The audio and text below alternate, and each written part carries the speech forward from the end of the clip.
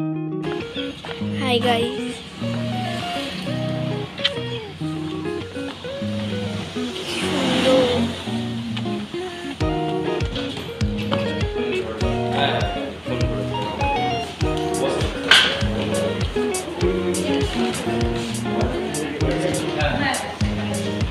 সকলকে স্বাগত জানাই আমার চ্যানেলে।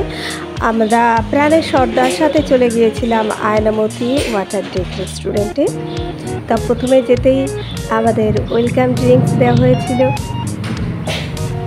তা বেশ ভালোই লাগছিল জায়গাটা, বেশ সুন্দর। এই যে প্রাণের সর্দার আর এটা আমার মেয়ে, তো আমি ভিডিও তুলতে ব্যস্ত ছিলাম। এই যে আয়নামতি, এখানে খুব সুন্দর ব্যবস্থা, চারদিকে কাঁচ দিয়ে ঘেরা।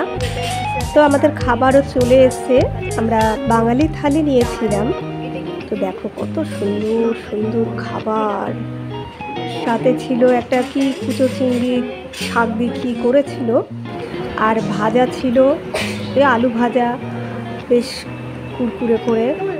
তারপরে সাথে পাঁপড় ভাজা ছিল, বাসমতি চাল, আর ছিল মাছের মাথা দিয়ে ডাল,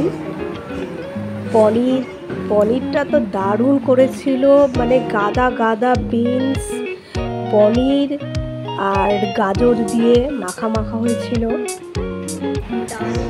তো এরপরে ছিল,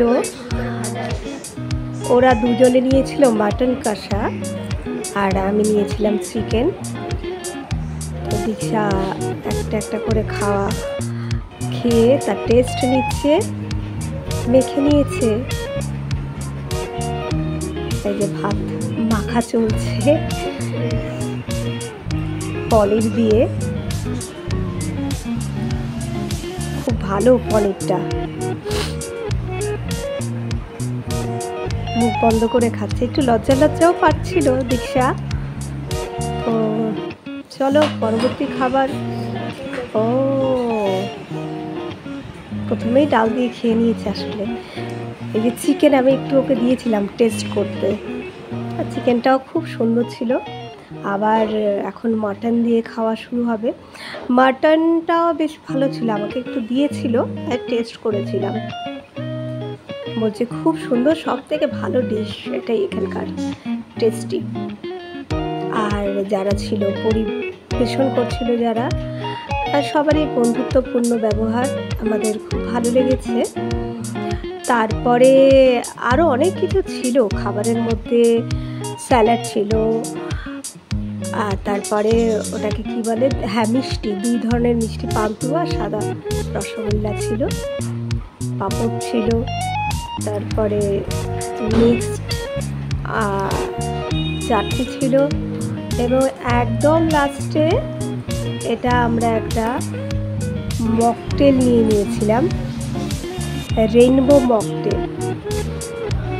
দীক্ষার চাটনি খাওয়ায় ব্যস্ত। তো জায়গাটাও খুব সুন্দর, আমার খুব ভালো লেগেছে। এখন মিষ্টি খেতে ব্যস্ত দীক্ষা। আপনাদের সবাইকে বলছি, বা তোমাদের সবাইকেই বলছি, যদি ইচ্ছে হয় এই আয়নামতিতে চলে যেতে পারো।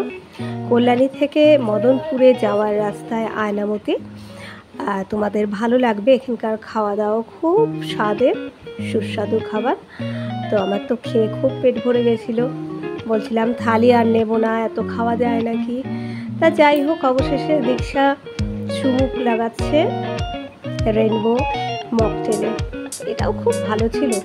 সবাই কিন্তু লাইক করবেন, কমেন্ট দেবেন, সাবস্ক্রাইব করবেন, ছড়িয়ে দেবেন, এবং সবাই ভালো থাকবে আশা করি। তো আমরাও আমাদের ব্লগ নিয়ে আসতে থাকবো। সবাইকে ধন্যবাদ।